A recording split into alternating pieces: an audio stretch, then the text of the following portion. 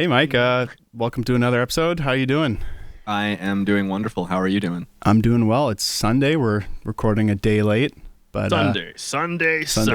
because somebody has been a little overworked this week. It seems like. God, dude, I literally fell asleep in this chair like this At 5 p.m. at 5 p.m. until 10 p.m. yesterday. Oh my God, I don't know what happened. Let's just put it this way. I sent you a "Are you okay?" message because we were supposed to record at 5 or 6 p.m. my time, which is he's 3 hours ahead of me. So Yeah. So yeah, that was I'm a little tired, so I actually took today and yesterday off streaming to just kind of take a little chill because I feel like I might have needed it. it's tiring. I mean, it's a lot of energy to just be kind of constantly responding to people and talking to people. How much have you been streaming this week?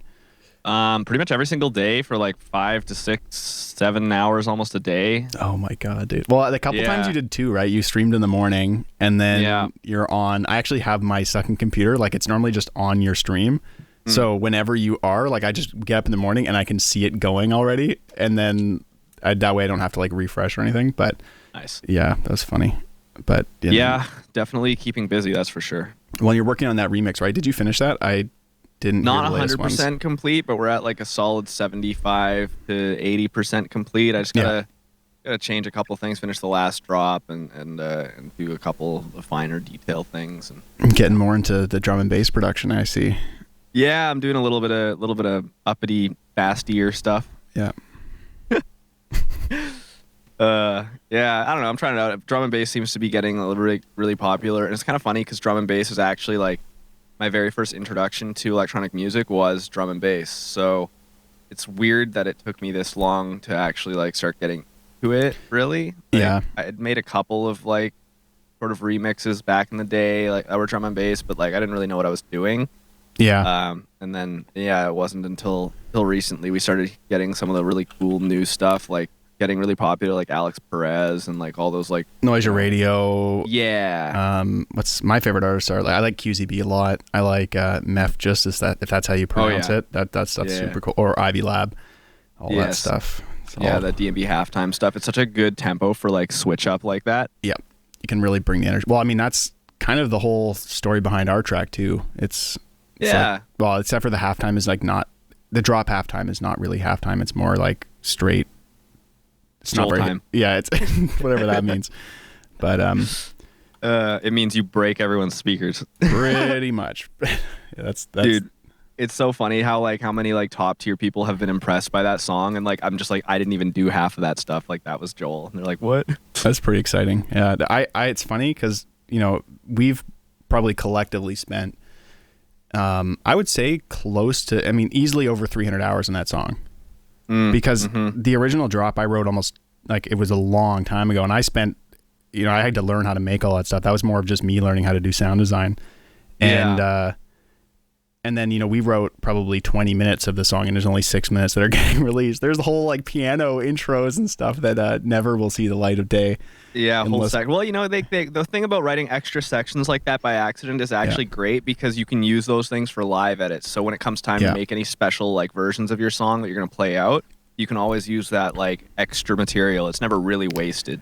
Well, yeah, exactly. And that's kind of what I was thinking as well. And I think probably, after it's released, maybe 6 months later, I want to make like an init edit of that track as well. Because there's so much more that I wanted to like, want to have out there. But it's also, that's part of the process of making a track like that. Like a lot of it's just exploring sounds, exploring ideas, and then like waiting, like throwing shit against the wall to see what sticks basically. Because it's so complicated and weird that sometimes you just need to do that. Well, the concept of that one was really interesting too because I remember I was trying to make some edits for a show I was about to play, and I was just kind of like mashing up a couple dubstep tracks, and all of a sudden I called Joel, and I'm like, dude, I think I figured out how they make like dubstep. It's basically just like a kick and then like shit that happens after it, and then like you just like kick is like completely there, and then you just do the shit afterwards, and then snare, and then like a new shit, right? And so all of a sudden Joel's like hits me up, dude, I tried out that thing that you were talking about, and it was like way better than anything I had possibly imagined. But essentially, it was just like every single thing in the track that happens is at full volume, and like one thing happens at a time. And like I remember when I first listened to that, I was like, "Whoa, dude, what the fuck? This is tight." Yeah, and it's also when I first discovered my love of square waves and how loud they can possibly be. Yes. What is it called? What's the thing underneath the wave function that you called it? It's like the maximum amount of energy. It's like RMS, yeah, root mean square. No, wait. Is that actually what that's called when you're talking about like when you calculate the thing so it's under like the slope? Oh, logarithm. Yeah, logarithm. So if you take the logarithm of a function, i.e. like a sine wave, I think the RMS is like 0.6 or 0.55 or something. So like if you literally take the log of a sine wave, that's what you get. Right. And the way to think about that audio-wise, like that's the amount of air that's getting pushed into your ear. Yeah. And that's like 0.5. And when I'm saying 0.5, I'm meaning like the sine wave goes up to a peak of 1. So if the peak of that sine wave is 1, because we're talking digital audio. Yeah, but it's only at that peak right on the tangent. Exactly. Whereas a square wave. Yeah, a square wave could potentially be, I mean, it can't be because it gets filtered down to being, it's an imperfect. All square waves we listen to are actually not perfect. They're just a bunch of sine waves. The speaker can't just sustain right at the top like that. Well, it's essentially a bunch of sine waves stacked up to 22 kilohertz. If you're listening to 44 kilohertz, because it's you can only hear the sine wave that's half the sample rate. But either way, you're getting a big chunk of volume, which is what I like to put on the speakers when I play my tracks. Maximum volume. Exactly. Yeah. I think the entire production, I wasn't even listening to it. I was just sitting there with Ozone being like, okay, how high can I get the RMS? Just keep tweaking the knobs. Yeah. It's not even about music at that point. It's just a challenge, like just a production challenge, really. Well, and what I realized pretty early on with that is if you're making that kind of sound, you don't actually have to care about anything clipping because the clipping is actually good. Like it is the sound. Exactly. So you pretty much just make sure the master, the drum, you just mix the drums different because if you mix other instruments in with that section, it gets all messed up because the levels. But if you do it separately and you work it in, it works pretty well. Anyways, getting back on track. You've been streaming a lot this week. You're probably planning on streaming again this week as well, right? Just taking the weekend off. Yeah. Yeah. And yep. I'm actually doing a little bit of streaming. I've been working on my live set a little bit. I've done 4 now, which I'm pretty proud of. Yeah, they've been turning out really cool. Can you explain a little bit about like what the hell's going on there? Yeah, and well, a good example too is like I don't know if you watched the latest one, but it actually broke in middle of the set, but I'm able to the looping function. So the looping function is the only thing that still breaks. Basically, it'll auto loop like a super short section. So if you hear the mix and it goes starts stuttering, that's actually my looping tool basically breaking, and then I just have to mix out of it really quickly. I'm normally able to do it smooth enough that only people that are paying attention would notice the difference. But what was I going to say though? The way the live set works is it's basically just 2 separate Ableton computers linked together using Ableton Link. Then they're mixed in hardware and then re-recorded back and streamed or just generally recorded. That's so crazy. And both Abletons run kind of the same way you'd be doing like CDJs. So you have a left one and a right one, which is handy because a couple times in live sets, I've had Ableton freeze out or have weird problems, and I can just restart Ableton in the middle of a set, which is yeah, and you can keep it going because you have a whole nother computer as your deck B or A. Exactly, yeah, and I can not only that, like I could actually have one outright fail, and I can actually I can't go quite as ham because it's nice to have the 2. I'm using 2 APC 40s, which are like my channel left, channel right, but each of those has up to 8 channels of audio. But they only have one effects thing at a time, so I have to switch between the effects. So I can still technically mix up to probably 2 or 3 channels on just one. My goal is to get up to 6 channels simultaneously with the right genres, probably in the next couple mixes. I've been doing. You should try and have a different genre on every single channel.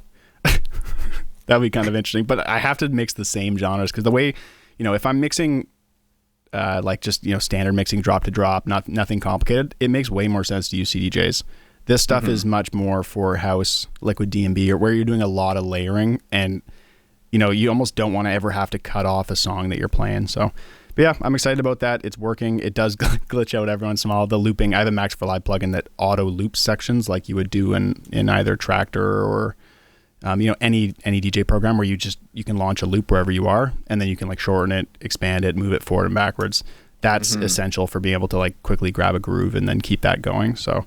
That was my biggest problem ever trying to figure out getting Ableton to DJ with Ableton is that the loop function is not quite as user friendly, I suppose would be the best way to say it, as Tractor or even CDJs and stuff like that. Yep. Like it only goes so small and like can't really just like drop it in like as easy as you'd want to. So it's actually kind of crazy. The Max for Live device that you made for that is super handy. Well, it works when it works, and then when it doesn't work, it just decides to loop some section. It's like an emergency loop, but much shorter, and I go hit any button within the looping, and it just breaks entirely. So I haven't figured it out. There's a bug somewhere with it that's causing it, which kind of sucks, but I'll figure it out at some point. Yep. Sweet. You asked me a question the other day that was really interesting, and I'm super interested to actually hear your take on this too, because you've done some work for clients as well. But I think for any producer out there who's ever done work for clients, this is something that kind of comes into play when you're working on someone else's song. But how do you isolate your own creative input against your client's creativity when you're trying to improve someone else's work, whether it be mixed down or if you're doing some sort of ghost production? Yeah, and so this specifically, I think the reason why this came up is, like you're writing for or help trying to. I think it's also the same from a teaching perspective as well. A little less for teaching, but like say somebody sends you a track, and you're trying to improve it. And I think the best way to do that, and not get, I would say like have your creative section kind of coming down on their track. So you have habits, like when you produce, you have a kind of a specific procedure that also creates your sound. You don't really want to do that too much. You want to kind of have more of just a general improvement. For me, the thing I try to do, and let me know if this is the same for you, like getting reference tracks is huge. So having a reference track allows you to kind of wash away the way you would normally make it. And you say, okay, I'm just going to target this sound, this frequency range, the way this is written. And I'm going to just simply say, okay, this is your reference track. We're going to try to make your track sound arrangement wise, mix wise, the instruments filling the same region. So you're really just trying to do it from a mix standpoint using reference tracks, maybe like 2 or 3. I find that's the best way. But at the same time, if you're doing just purely mixing work, I think that's doable. But if you're doing, say, ghost production, it's much harder because ghost production is somewhat creative, right? You actually have to be creative to make it sound good. And that's where, if you're trying to just emulate something else, I find I run into problems where I'm trying to be creative, but then under constraints. Like my best creative work happens under almost no constraints, if that makes sense. Is the same for you? Yeah, definitely. Actually, I can't say definitely. It produces two completely different things when you're under limitations versus not under limitations. And I find sometimes my biggest problems come from having no restraints, because like with my own production, I like so many different things that it becomes very difficult for me to narrow it down into like the one thing that I'm trying to create. And that's why I end up with songs that have like, no genre classification, or maybe it has like 3 genres, or, this and that sounds like 5 different songs going on at once. So that being said, it does seem like having some constraints definitely helps, especially when I'm dealing with client stuff. And then when it's my own stuff, I mean, I very rarely do have constraints, so it's kind of difficult for me to even compare that as far as my own creativity goes.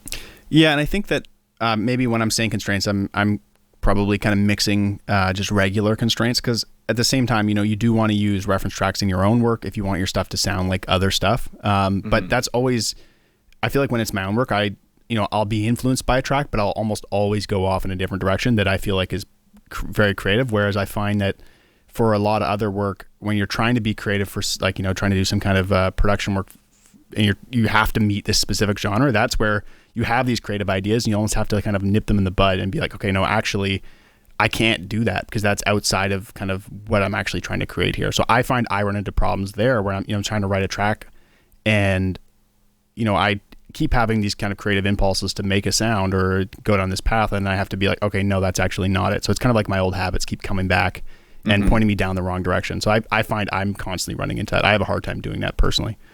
Right. Yeah. That makes sense. Yeah. So, I mean, like, as far as the way I kind of think about it is like, there's different kinds, like you said, of producing for clients, right? So, I mean, we can tackle the easiest one, which is just doing simple mix down and mastering for clients. Yeah.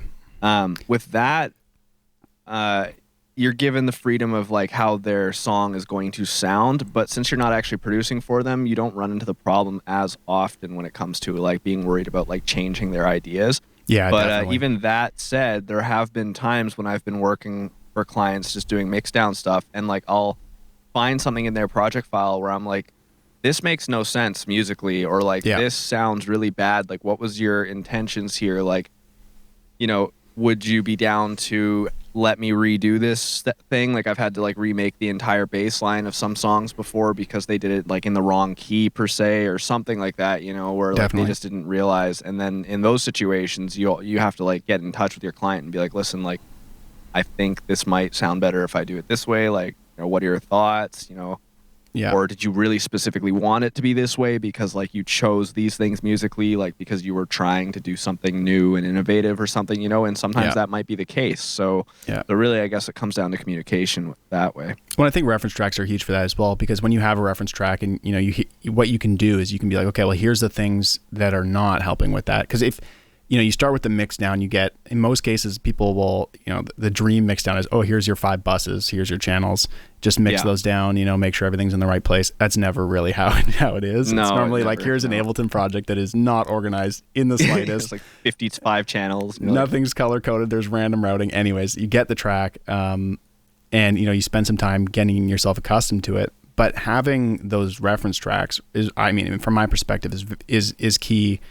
Because then you can actually kind of come from an impartial standpoint. You can be like, okay, well, you know, I understand that, you know, you may be making some creative decisions here, but if you want it to sound like the reference track you sent me, these are the changes you need to make. And then that's where, you know, you can actually suggest some creative changes, whether or not they're truly creative. They're more just like pointing them in the right direction. And that's where maybe you would be actually editing the instruments themselves, right? Which is, I would say, dipping below the workload of being a mix engineer. That's more of, I don't really know what is, if you're not doing mixes, what's like the next level below that would be kind of, if you're just, I mean, you just be basically just producing, helping to produce. You're like a co-producing.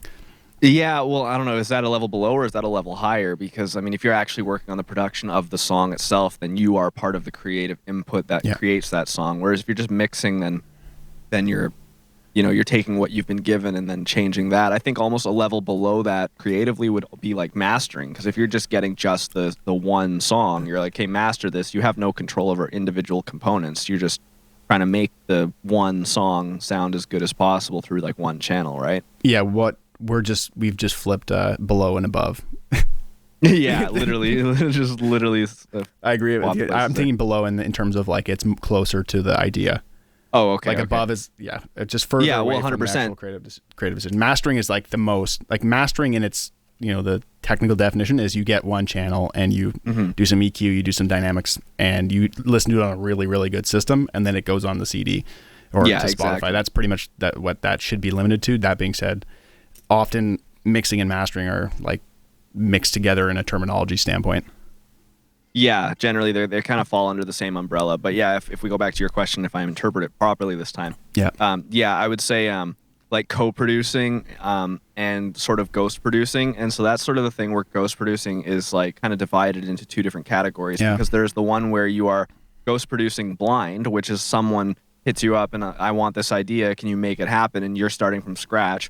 And then there's the other like ghost producing, which is more like co-producing, where you have the person in the room with you. Yeah. Right. So having someone in the room, or at least as close to that as possible, where you're like in constant contact with them, that becomes a lot easier to implement their ideas without letting your own creative input take control, because you can constantly bounce ideas off and be like, is this what you're going for? Is this what you're going for? And you can see when they're yes or no. And you can see when they're grooving. You're like, you throw down like a loop and they're like, okay, that's working. And then that's like a very tight feedback loop sending you down the right direction. Yeah. It's like playing a really like complicated game of hotter, colder. Exactly. That's actually a really funny way of that's kind of what I was thinking as well. Yeah. Yeah. So that's kind of what happens. So like with some of my clients, that's kind of what ends up happening. And it always seems to work a lot better that way, because when they're there, when they're around and you can talk to them, you can, you don't have to worry about shooting in the dark essentially. So you can just start making things and then they're like yes or no and you're like, okay, cool, and you just follow that tangent as far as you can and just constantly make sure that they have a smile on their face and you know you're doing the right job. Yeah. But on the other end of things, I have clients where they're like, make this sound like the color blue. And I'm like, okay, like, here we go. Well, and what's so tough with that is there's nothing wrong with them saying I want the color blue, but in a lot of cases, your definition blue may be different to their color blue. They might be thinking sad. You might be thinking like a sky blue, like carefree, like, and that's where like, I think that's where it gets so much more tough, especially when they're not in the room, when they're trying to convey what the idea of the song is, or if they want you to create the idea, but then it's still like the general idea they want to put you down that path. It's really important to be on that same page. And I mean, if you just sit in the same room with somebody and produce, it's, you can just play the piano for 35 seconds and you're literally on the same page. You just get the right groove down, boom, you're done. Whereas when it comes to actually separate it, it's much more difficult. So what tricks do you have for that? Well, aside from just like constant communication, I think that is like the biggest number one factor. But literally what you said, grabbing reference tracks. So the first thing that I will say to a client, especially if they're asking me to ghost produce something blind, is like, send me a reference track. Send me like 5 reference tracks that you like the sound of, and like at least 3 of them that are like as close to as possible as like what you're looking for. And then I will just listen to those. And like, it doesn't even have to be like music. Sometimes it's sometimes it's a score from a movie. Like they'll be like, this scene here, like check this out. And I'm like, okay. And, just as many descriptions as possible really is what it comes down to, because I need to be able to get inside their head and bring their ideas to life. So even if it's a picture, send me an image board, send me some sounds, like send me a story you like. I don't care what it is. As long as you can give me some sort of idea of what you like and what you're going for, that's the most important thing. Because if you give me zero information, then the color palette I'm working with is a complete rainbow, and you never know what I'm going to come back with. Well, yeah, and it's really just, it's like almost eliminating, there's 2 ways to think about it. There's like eliminating all the possibilities, because obviously when you sit down in your DAW, there's actually another thing here as well. If you sit down with the DAW with no ideas, you're probably more than likely going to write something that sounds like you, just because of your habits are designed like that. So it's actually much easier for you to break out of that when you have kind of some perspective. And the other thing too is, when they give you, a space that the song should be written within. And that's, from my perspective, that's kind of the best thing. It's like, okay, well, where is it going to get played? Is this going to be played in clubs? Like, is this a dance track, or is it, is it meant for this? What are kind of the lyrics? What would the lyrics maybe be if there's a vocalist on the track? Mm-hmm. Where would the song be played? What's the song about? What, like anything really. Like, so the more information, the better is really the key. As far as trying to get inside their head and stop thinking so much like yourself. So I think really communication and referencing is the most important thing. Yeah, and if you're like trying to write techno or something, you can just like okay, we want techno, we want it to be like warehouse vibes. You can like go down to some warehouse and just like sit in the dark for like 20 hours. And be, okay, I think I've got all the vibes down. Start throwing rocks against walls. Listen to the reverb. Get dialed. Yeah, 100%. Yep. So that's a. Yeah, so that what other ways are there to work on other clients' things? Because I've done just small sound design for clients. I've done ghost production from the ground up for people who aren't even musicians. Yeah. I've done mixing and mastering for people who already have their songs done. And actually going into the mixing and mastering thing, I think that is where some of the gray area really comes through, because if you're doing ghost production from the ground up, like, you're gonna, obviously the first idea is probably not going to be like the one that they're like, yeah, this is it. I mean, unless you really figured out your client. Yeah. Usually there'll be a couple revisions, and that'll be like to be expected. But when you're doing mixing and mastering, that's when you're like, I get into a situation where I'm like, okay, I want this instrument to shine in the mix a little bit better. And in order to do that, maybe I have to add a little bit of saturation to it or something like that. And when I do that, now I'm actually changing the timbre of the sound rather than mixing it. And once I do that, I'm like, okay, well, how far do I go? Do I take this person's like, little bass sample they made, and do I brighten it up? Like, is that going to go against what they had intended in the beginning? Like, I don't know if it's, if they wanted this part to sit in the mix exactly the way it is. And you really have to, it's kind of trial and error sometimes at that point. You really have to guess like what your client wants and try to satisfy their needs that way. Well, I think a good example, like just a kind of something that's more tangible, because we talk a lot about sound design, and when we're talking about sounds, it's hard to kind of visualize it. But think about it this way: imagine you're doing a rock band, you're mixing them down, and their guitar amps just doesn't sound very good. you know, but they're already recorded. Basically what you're doing is you're coming in and saying, hey, you need to buy a better amp if you want to sound good. And re-record the whole song, or that part at least. So I think that's kind of the way, you know, as a doing mixing, a lot of the time you can only take it so far before you actually have to go to those source sounds and improve those to bring up the whole mix. And I think that's where I run into most of my problems, because, you know, doing the type of music I make, I'm either generally going for like really, really, really precise sound design, which is kind of a, you know, an act of perfection. You're spending, you know, 5 hours making sure this thing is exactly the frequency range, doing exactly what you want. But when you're mixing down somebody's track, often you have to just be okay at a certain point. And the thing is, the client's going to be okay as well. And you're going down this rabbit hole and saying, oh, I actually want to make this perfect sound, spend like 5 hours. But at the same time, you're actually kind of losing track of, you know, what the actual idea of the track is, by kind of trying to force them to change. So I find that's probably my biggest problem when I'm doing mix downs, is that generally speaking, there's a lot of pre-mixed down work that could be done to make it better, but I need to ignore that and just focus simply on kind of, okay, these are the sounds we have, how can we make them as good as possible? Yeah 100%.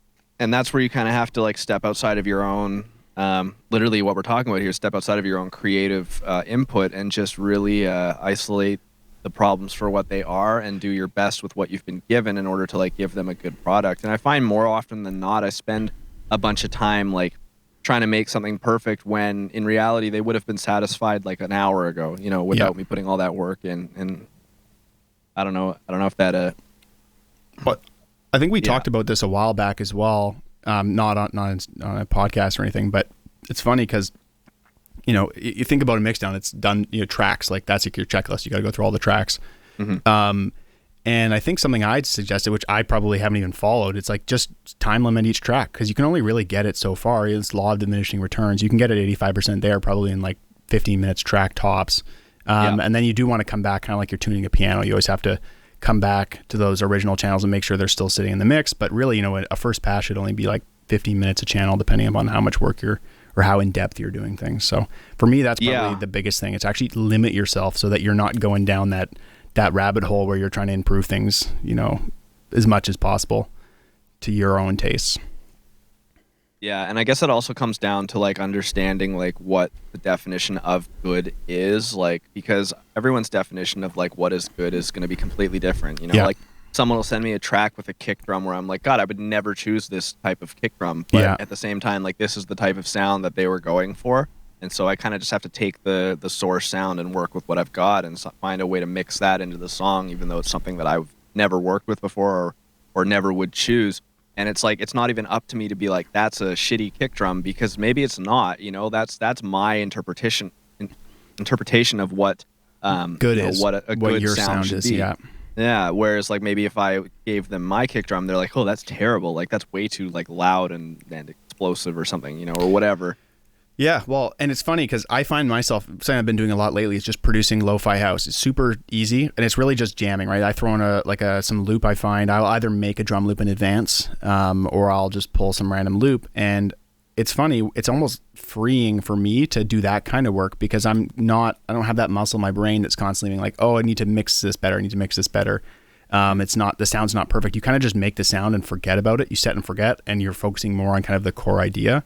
I've like it quite a bit because, you know, you just leave like a low pass on it at like 2K hertz, like boom, there you go, the drums are done. Like, because you actually you're not mixing it to any, you know, set sound really. It's either way I'm thinking it being used is either background music or just like on one of those 24-hour chill hop streams or something. And you're not really worried about loudness. You're kind of just worried about a little bit of a groove and kind of having some kind of a jam sesh on top of some beat. So I actually like that a lot, and I think that it probably helps as well, trying to change your perspective a little bit, because we're pretty often focused on producing to like a level of perfection when it comes to the sounds we're using. Yeah, perfection is such a weird concept. Yeah. Oh, like there is no such thing as perfect. That's what's so interesting to me, is because I'm always trying to dial my shit in to be like this idea of what I think perfect is, except my idea of what perfect is like changing on a day-to-day basis as well, based off here. You know, like some new music that comes out these days, it's like using sounds that like back in the day I would have been like, ew, that's stupid. But then you see it used properly, and it's like, Yeah. oh, okay, like this is actually a really cool concept. Maybe that's something I want to explore. And I think my buddy said it to me once in a really interesting way. He's like, every shitty sample has another shitty sample that will go really well with it. Like everything that you hear will work with something. It's all about finding which sounds go with each other. It's not about finding which sounds are the best ones every time. Exactly. Yeah. And it's funny with perfection too. Everybody has like a different, everybody has a different amount of effort for their perspective. Like there's a lot of music I listen to that I think is almost like it's entirely perfect, but I bet you the person who wrote it does not think it is. They're probably like, I could have spent another 30 hours on that, or 100%. Dialed a bit more.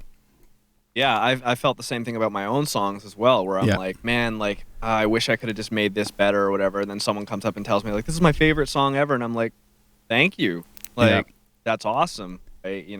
I wish I fixed this, but that's just my own insecurities poked through, right? Where it's like, really, it didn't matter.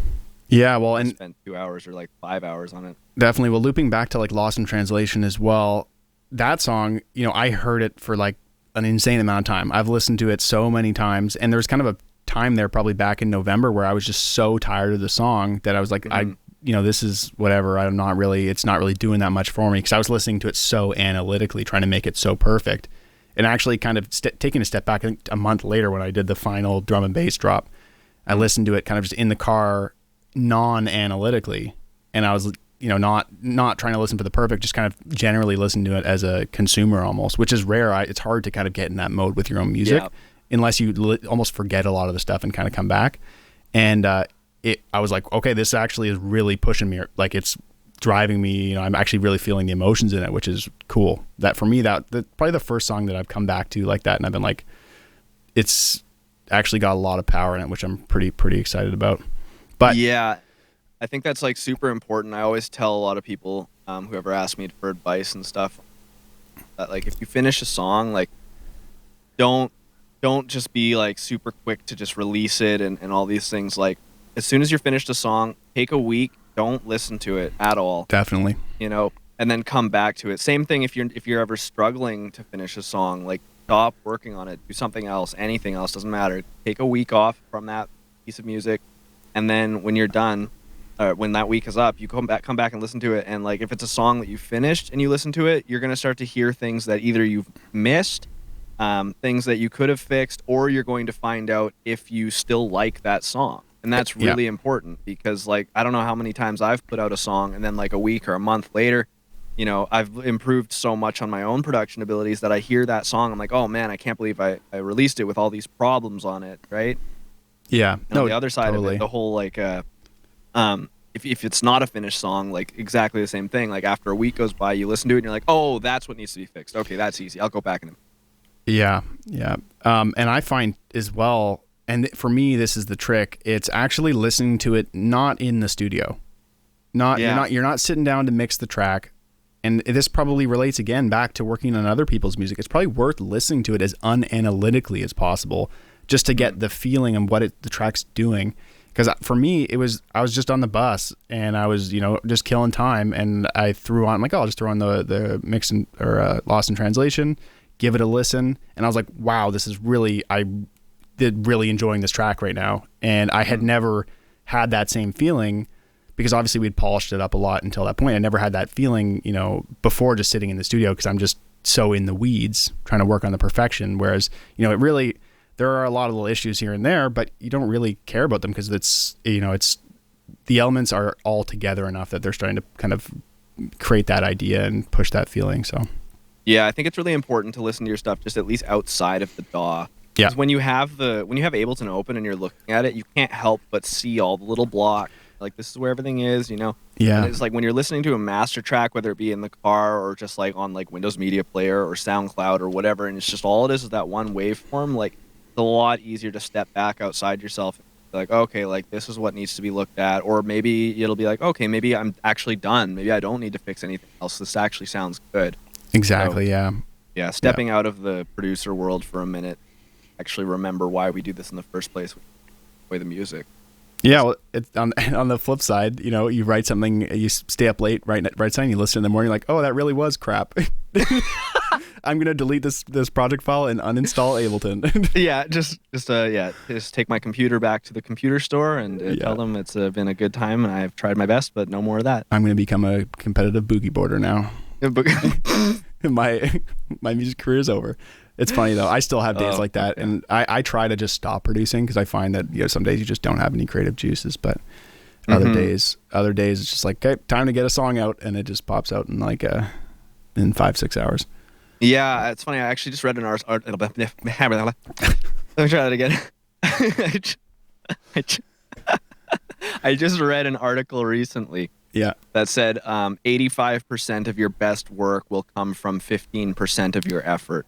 Yeah. And it's like, I find that's actually so true sometimes, where I'm like, a song that I'm like, okay, let's just write a song, and I spend like 0 time on it, and it only ends up being like, 2 channels. It's never 2 channels, but you know what I mean? Like it's a couple, half the amount that I normally would, and I put like 0 time into it, and it ends up being some of my best work. Whereas then some of the songs that you spend like your entire life working on, it's like, it's just never good enough. And I think some of that comes from the fact that like when you've spent that amount of time on it, you're expecting it to be that much better than everything else, right? So it's harder for you to accept its quality as being what it is, and always trying to like make it more perfect, which then ends up making you spend more time on it, which pushes that back even farther. And then you get into this rabbit hole where it's like it never feels like it's properly done, right? Well, and I think it depends upon like what kind of work you're doing as well. Like, do you find that if you're doing, non-creative work, I find if I'm doing non-creative work, managing your sample libraries and doing those kind of things, that's what you want to focus on when you aren't ready to just write down a track. You're getting yourself ready in whether that's going into old projects, doing mix downs, just cleaning up the project, naming it properly and whatnot. That's totally stuff you can do that makes the song better when you don't have that 15% creative time. And for me, what I try to do is I try to spend time doing that, whether it's, listening to songs analytically, building a music library, this or that. And these days I find myself starting new project files very, very seldom, unless I know that it's time to do it.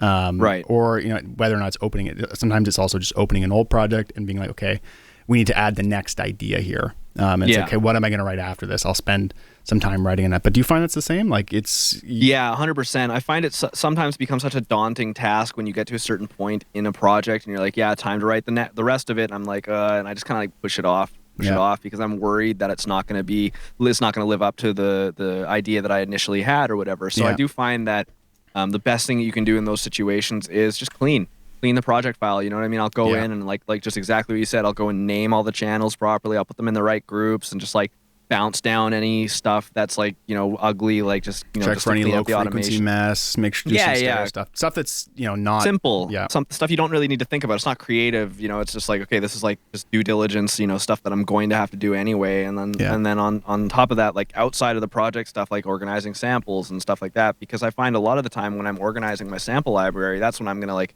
find some random samples that I didn't even know I had. And I'm like, oh, this is cool. This is inspiring. Like I'll use this somewhere or whatever it might be. Well, I just thought a really interesting metaphor, and it's honestly, it mirrors real life, because think about like your room. Like you when you're stressed out about something, say you have like, a big deadline that's coming up, and you're going to be really busy, and you're kind of dwelling on that, and you're thinking about if you just spend that time cleaning your room and making sure everything is, organizing that stuff that you can do no matter what, then when time comes to be like, okay, now I have to do the work that it has been, I've been stressing over, then you're just ready to go. You can put on all your clothing is clean. You don't have to stress out about like, oh crap, I don't know if I have any clean clothing. All your laundry's done. Everything's just in order. So I think kind of what we're getting at here is it's really similar in music production, especially with electronic, when you're doing complicated stuff. Cleaning the project, doing those mix downs and stuff, making sure that you understand where you are is like having everything in order, so that when you are ready for that 15% creative time, and to be fair, some people are just gods and everything they do is amazing, but I think the regular people is probably between like 15 and 30%. You really just want to organize everything in such a way so that you can just sit down and you're good to go. That's why you have your studio like you do, and that's why I have my studio the way I do. I'm not in here 24 hours a day. I'm probably writing a new idea less than once a week. That being said, I'm more of a part-time guy, but even then, if I was full-time, I still think I'd be writing probably less than once a week. Right.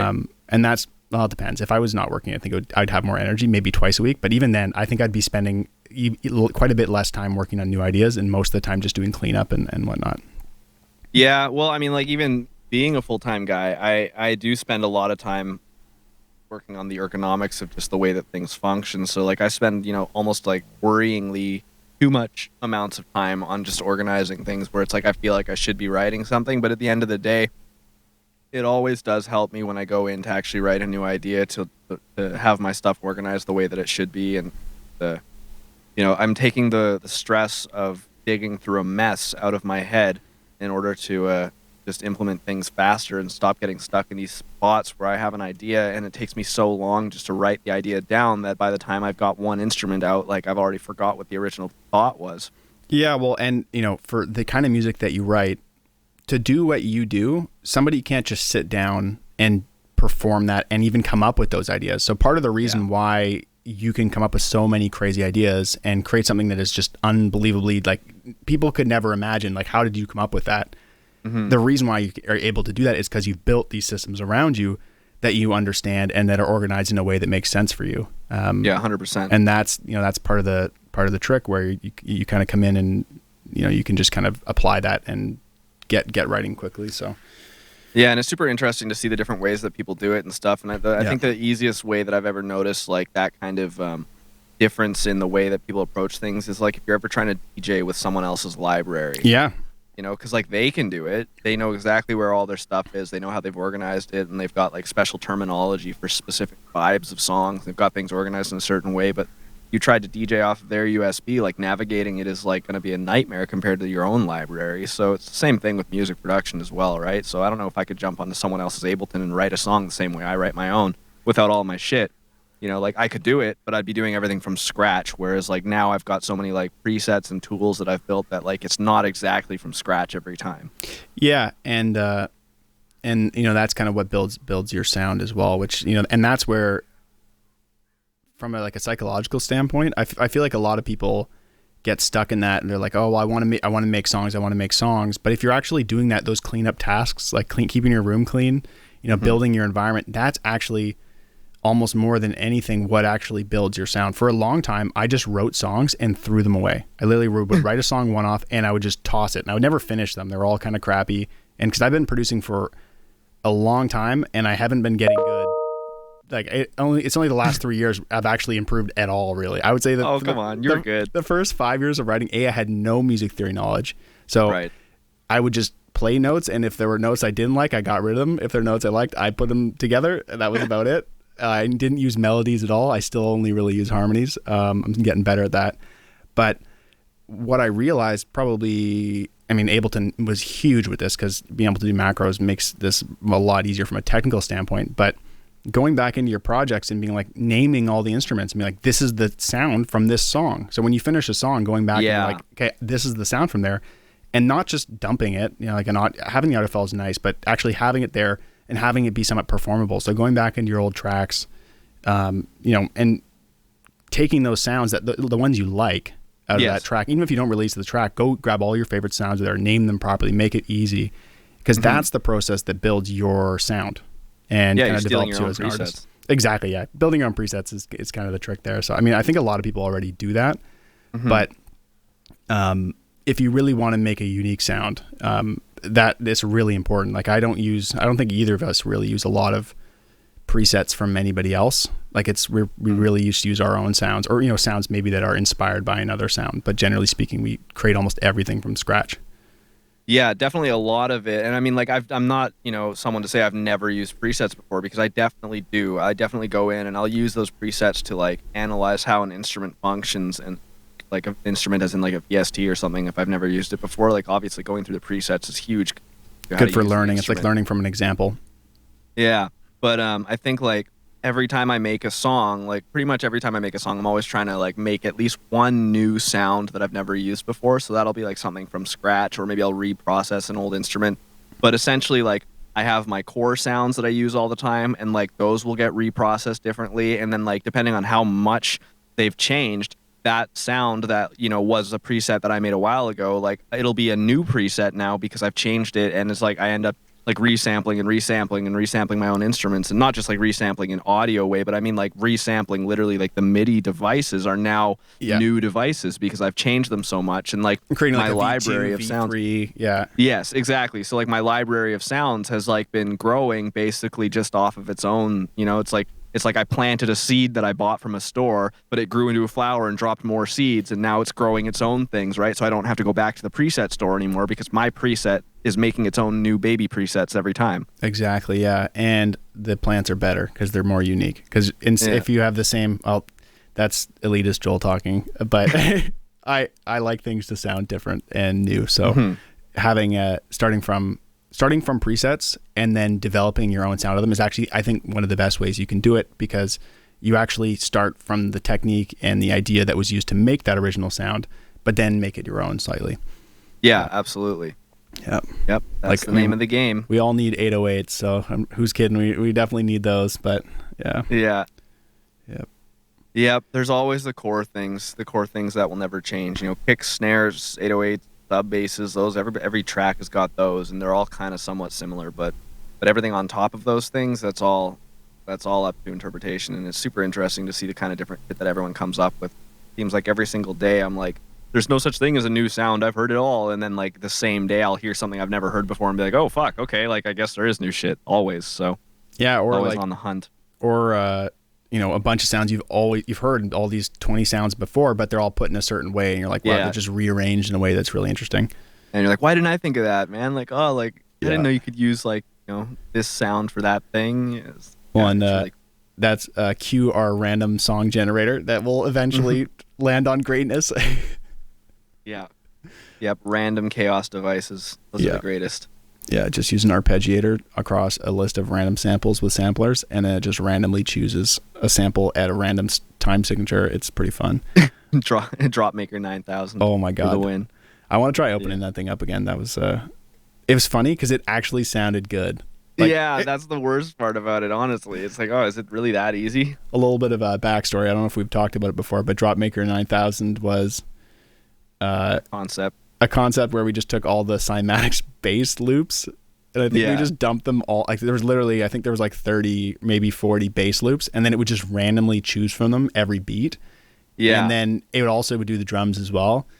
Yeah. And it was randomly choosing from them, but there was also another randomizer that would choose the length. So the rhythms would be also randomly getting selected. Mm-hmm. And so you could just hit play on Ableton. And it's like one MIDI note, and it just plays a new drop for you every time. Oh yeah, and you could just play it constantly. We're talking like, imagine doing a radio station that's just like randomized bass house. And what's cool, it's funny because that actually gets me back into some, not just presets, but samples. And this is the way I do most of my samples now.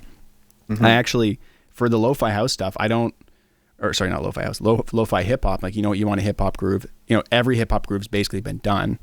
Mm-hmm. So there's no real point to like do the hip hop groove. Like just grab some samples, you're good to go, or even a loop. But what I normally do to make it sound a bit more fresh and a bit more unique is I'll actually grab like 3 or 4 loops.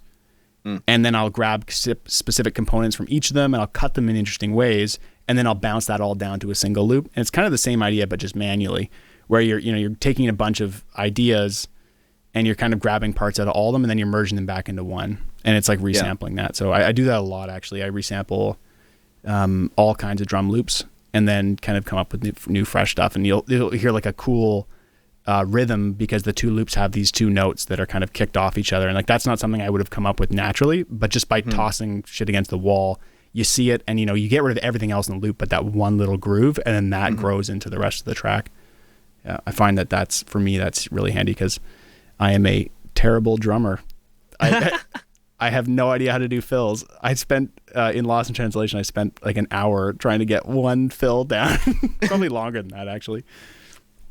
Yeah, that one was tough, actually. I remember I ended up having some trouble with that one as well. Yeah, that was funny because it was after that when we were working on that track, because that was back in that was in January, and that's when I listened back to it, and I was like, wow, I'm really starting to like this. And then that kind of like reinvigorated me to work on the track, and then I came up with the dubstep or the drum and bass drop for it finally, because I was at that point where I would sit down and not write anything. I'd just be like, I have nothing to write.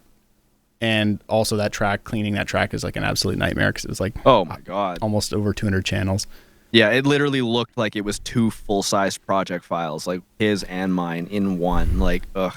Yeah, we probably won't go into that too much because I think we're going to do a separate episode for it fully. But yeah, we'll have to for sure. Our collab strategy on that was just 2 separate project files with the drums. I think the kick drum was the middle. Yeah. And then everything above it was yours. Everything below it was mine. And I think there were 70 channels just for the sounds in my drop. Just for the drop. Yeah. There was like over 200 and something channels for the project at the end. At one point, I think it was like 260 channels or something. Yeah. Yeah, which is insane. And I think it actually still ran, which is kind of insane to think surprisingly. About it. Although we weren't streaming, which helps a lot. Mm-hmm. But I remember it was like not working that well. And I was like, hey, how about I just bounce down my drop, which is actually only sounds together anyways. Like you could literally cut it apart and it would be the exact same. How about I just bounce it down to an audio? You're like, you should probably do that. And I did it. And like the performance got so much better. Oh, it saved us. Yeah, it saved us a hell of a lot of nightmares there. Yeah, a little quick tip. If you use Waves IRL reverb stereo and you feed a signal into it, 36 dB too hot, it sounds pretty cool. That was some of the sound design for the drop. Make things too loud. Exactly. Just feed sounds way louder than they should be into plugins that were not meant to be used for that at all. Yeah, we're just going to find out what kind of distortion you get out of things that are not made for distortion. Well, it was a reverb plugin. It was literally a reverb plugin, and I just set the decay and the size as low as possible. Yeah. And then just made it so loud that it was just broken. And then that was the sound. Yeah. Mm-hmm. Yep. That's how you get cool stuff. You control chaos and you break things. Exactly. Yeah. Well, that was when I started doing that. That was exactly the point where I was like, wait, I can just keep turning the utility knob up to 36 plus and then add another one. And then at a certain point, Ableton does kind of break. But yeah. Oh, yeah. That's why I made Clip. Yep. Yes, that's right. Great plugin. Yep. It handles that for you so that you can do it and you can keep increasing. It's actually a really clean clipper. It doesn't fuck shit up at all. It works nicer than the soft clip on Saturator or the glue compressor as far as I'm concerned. That's exactly why I made it, because I found the digital clip in Saturator was kind of not what I was wanting. And I like having the meters. It makes it a bit more clear for me. So yeah, I just found that I just wanted a simple clip, and it just literally doesn't exist in Ableton. Yeah. Which is kind of funny, but yeah, it's a little weird. Yeah. Pardon me. Yeah. Cool. Yep. I think that's probably good. I mean, it's going to be a bit of a shorter episode, but I don't think there's too much more to talk about. We've kind of explored all the avenues. Yeah, I think we exhausted some ideas there and went down some tangents, and that was good. What did we start on?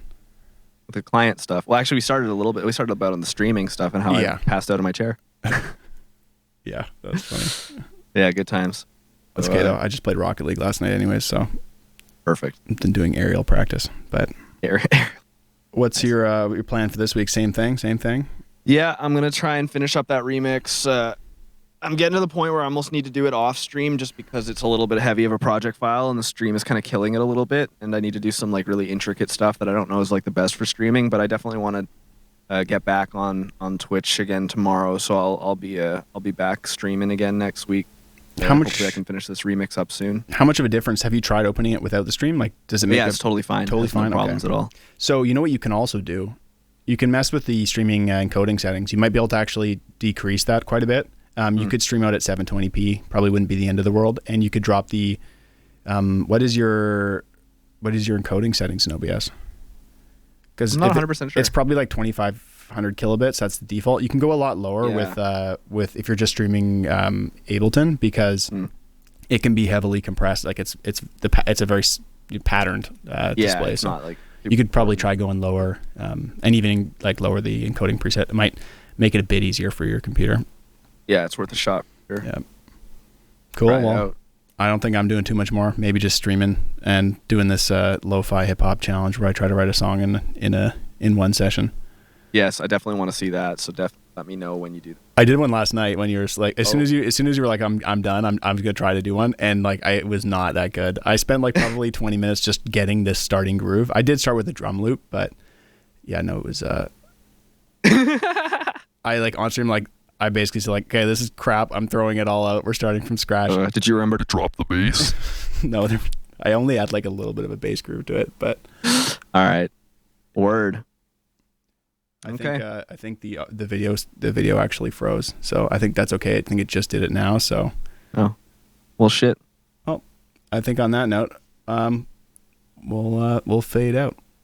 All right. We'll see you next time. Thanks for dropping by.